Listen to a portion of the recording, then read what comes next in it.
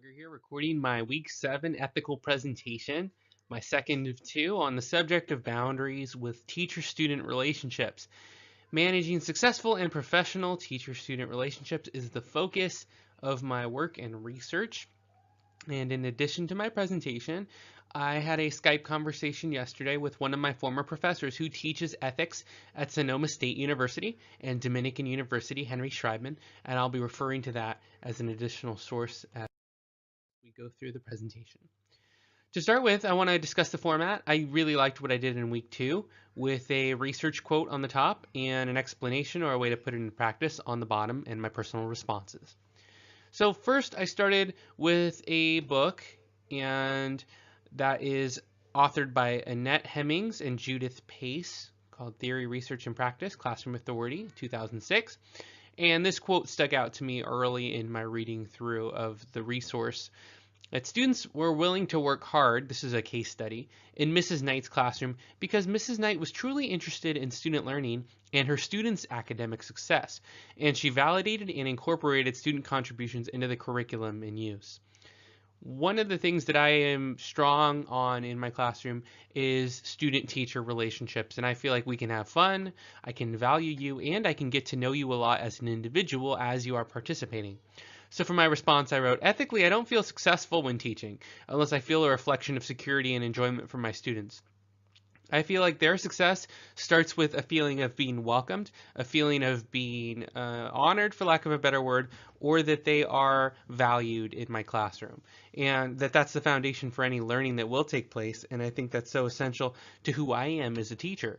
So when I get to know them and I'm interested in their learning and what they want to learn, I have them write down every day 3 things that they learned as an exit ticket, 2 things that interested them about the lesson, and 1 thing that they have a question about or would like to learn more, and I have that inform my teaching lessons in the future. So my relationship with them, while it is 34-to-1, I also feel like is 1-to-1 34 times, and that I think is a nice way of expressing the way I like to approach my students. And I think it sets a really good foundation for their academic success. Next, I chose another page that I read in a couple of chapters later with another case study about Mrs. Goodman's approach. And she patterned her approach to authority to combine face-saving politeness, establishing boundaries, and other strategies intended to simultaneously control and engage students. And I reflected on that when I am at my best, I feel like I have the whole class in the palm of my hand, that I can control the pace of the learning, the rapidness of the teaching, and still manage to keep good boundaries. And Henry Schreibman referred to it as, with one hand, you're pulling students in towards you, and then with the other, you're pushing them away and keeping a safe ethical boundary and keeping them in their seats, but keeping them engaged. And there's a certain, I don't know if I think he might have used the word mystique, but my response was, when my relationship with the class is strong, I'm like an orchestral conductor. I can use politeness, speed, humor, control, and engagement to meet my class performance on demand and to make adjustments. And we are friendly, but we are not friends in the sense of, I use apps like Remind so that I can push notifications and announcements about tests and put up my review notes and videos like these on the Hogger History podcast. But I do not joke around or, hey, what are you doing? Or ask about anything they're doing outside of school. So I keep the boundary strong. I am an instructor. I am someone to be respected, but I'm also someone who in class we can interact and have a good time. And the boundary then is, when the class bell rings, you're on your way and I'm on mine. You take care of what you need to do and I'll be planning for the next day. So the next part of boundaries, I think, that plays a big role in my teaching now, or it's just something that I'm going to encounter more and more of. I used to teach in the private Catholic school setting, and now I'm teaching in a much larger public high school. And that's the question of gender and identity. And so I pulled this quote from Glenn Elder in his book, Queering Boundaries in the Geography Classroom. And so it says, queerness then is an attempt to rethinking urban coalition politics, interdisciplinary intellectual work, and non-static versions of space and identity. My response that I wrote was, as far as boundary lines, I invite, but do not mandate, the sharing of any personal identity as far as gender and as far as that part of someone's identity. I pass surveys at the front of class at the start of each unit not at each unit, each course, each semester, and ask questions like, is there anything you want me to know about you? Is there anything that would surprise me that I wouldn't think, or that others wouldn't know about you? And that's an invitation for anyone to share anything that they want. But I then let student interest in sharing be the ultimate driver in how much personal information is shared with the class, because I know that for some, they're at varying levels of development and comfort and their own journey, and I don't want to make anyone feel uncomfortable or out of place or feel like anyone is forced to share anything that is that personal. But I thought that the book was interesting because it talked for several pages about what it means for students in finding who they are and being themselves. And since the public schools have moved to a place of appropriately to the student's level of interest and whatever the parents and student decide as far as what they are listed as, what they are categorized as. All of that is a matter for the front office, is a matter for the families, and is a matter for the individual. So I don't ever force anything like that to be discussed in the classroom. Next, administrators concentrate on school-based discipline plans, which are often beyond the control of individual teachers. This links forward to what we were just talking about. While in the latter, the teachers are responsible for taking care of discipline problems experienced with their pupils. That was from Ming-Tak Qiu and Li Wei-Xing, and that was a 2008 publication. My response is that I always try to uphold the standards and expectations of my school's policies.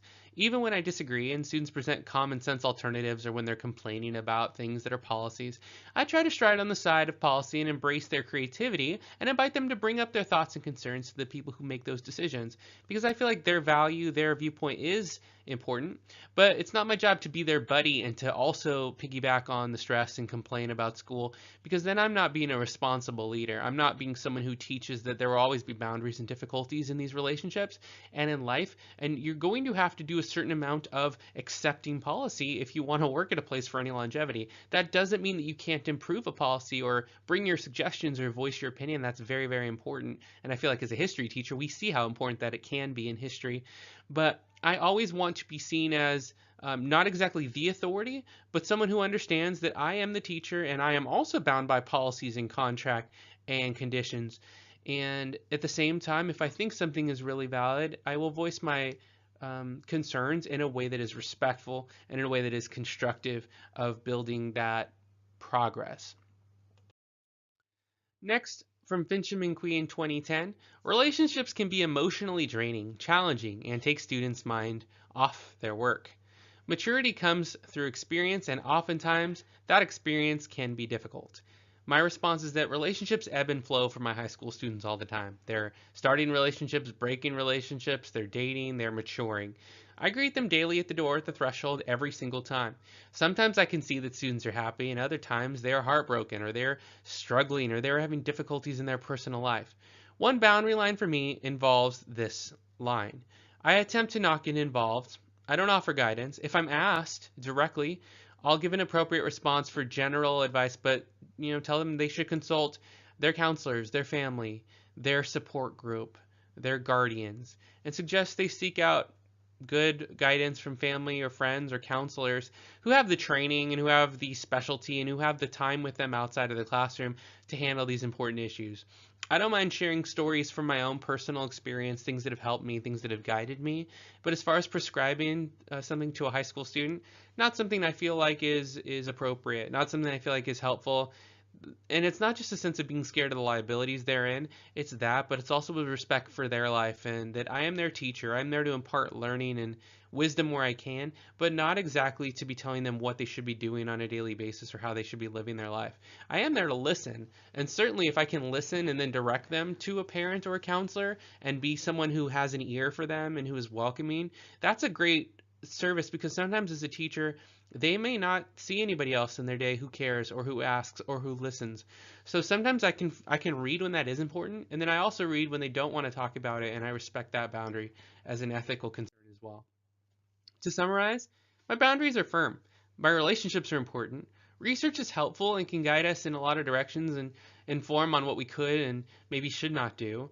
And in the moment, you do the best you can. Because when a student, when you greet them at the door at the threshold, has a burning issue, question, problem, and you can see their heart is crying out of their eyes, you don't really have time to consult with 14 or 15 academic sources, right? You're going to do what your gut tells you to do, but having really good ethical boundaries means you won't do something that you'll regret or something that they will regret. So the 5 authors I read all offered guidance here. It can be tough to mentally keep those words in mind with students when they've crossed the threshold of the door, but the greater the source of wisdom, the more likely educators will be able to handle these boundaries appropriately as our background, as stored in our brain, and give us the best options in educations for future success. And that is my presentation. I hope you enjoyed it. I see a couple of typos that as I go back I will correct. Forgive those. But I hope you enjoyed this thought process in my own ethical guidelines and boundaries, informed now and informed more by the education and the sources that I read about. Thank you so much. I'm Danny Hogger, and I look forward to commenting on my fellow classmates' projects. Have a wonderful day.